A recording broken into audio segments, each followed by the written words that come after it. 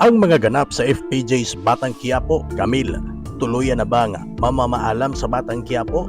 Tanggol kumasa sa alok ni Boss Divina na maging kasosyo sa kanyang mga negosyo kapalit ng 300 million na diamante ni Tanggol. Tisay at Tanggol, nagpang-abot malaking gulo nangyari.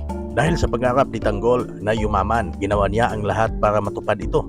Trinaydor niya ang mga kabalyero at tinangay ang diamanteng ipinambayad ng mga Afrikano sa ilegal na droga ng mga kabalyero. Nakilala naman ni Tanggol ang isa pang karakter na magiging tulay sa pagyaman ni Tanggol at kanyang grupo, si Rosana Roses bilang Boss Divina. Si Boss Divina, siya ay nagmamay-ari ng mga koleksyon ng mamahaling mga sports car dahil wala siyang sapat na halaga para sa diamante na dala ni Tanggol na nagkakahalaga ng 300 million ay inalok ni Boss Divina si Tanggol sa isang kasunduan na kapalit ng diamante. Yon ay ang maging magkasosyo sila sa mga negosyo ni Boss Divina. Diretso ang hatian sa negosyo at ari-arian. Ikinatuwa naman ito nila Tanggol dahil magiging negosyante na din sila. Kaya naman si Boss Divina ay agad hinanda ang mga dokumento o kontrata para masimulan kaagad ang kanilang mga plano. Samantala sa ibang senaryo, natuloy na nga ang kasal ni Senyora Catherine at David.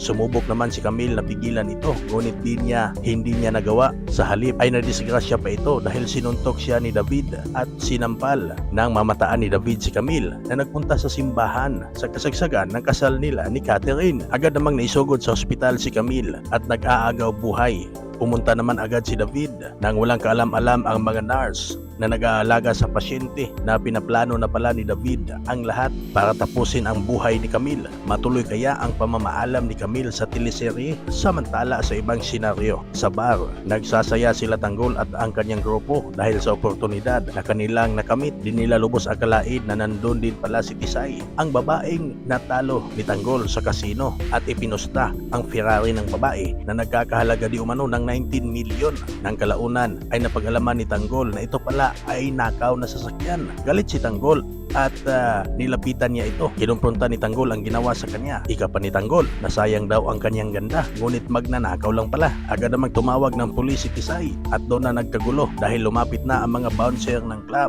at napalaban na naman ang ating bida. Kaserye, abangan ang iba pang senaryo ng ating FPJ's Batang Quiapo short story hatid sa inyo ng Coco Martin serye. Kung gusto mo ang ating video at hindi ka pa subscriber, please subscribe my channel. Pwede ka ring mag-comment sa ating comment section para mabasa natin, kaibigan. Maraming salamat po.